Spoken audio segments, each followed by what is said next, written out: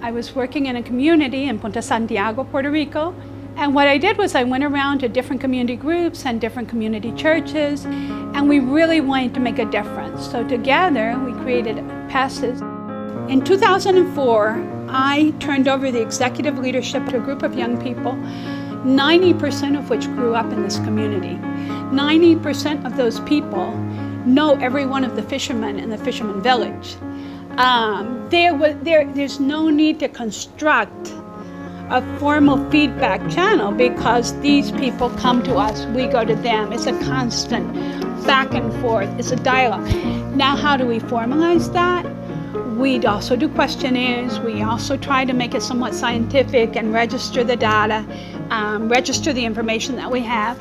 We translate that into grant proposals that we get out to other funding sources. When you are a community organization, you are part of an organic system, which is the community.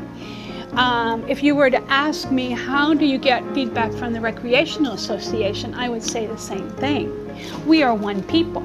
And if I go into a community where I don't have these roots, I will immediately look for and be with the fishermen, the Recreational Association, whoever, the Neighborhood Security Committee, which is a big thing in Puerto Rico, and we will work with those people.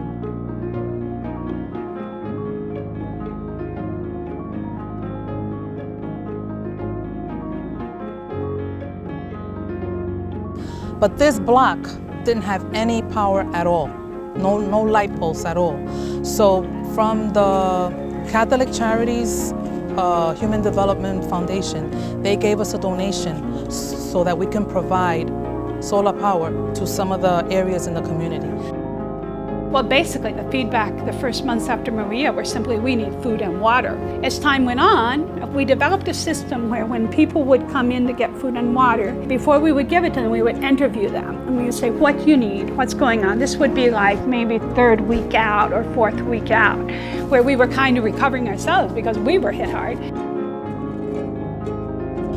We conducted a needs assessment, and the needs assessment revealed the needs of the elderly. First of all, they were alone, either because they didn't have children or because their children left to the States for more opportunity after the hurricane.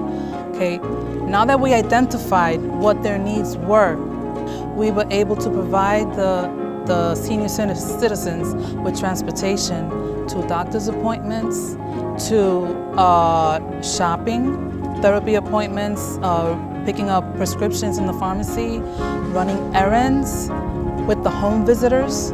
We get feedback from the home visitors. As the home visitors, they visit to find out how is their life situation. So we get back that information from them, and then from there, develop other strategies to assess or to assist in their needs. The way we get feedback is because we're there and because the communication is constant.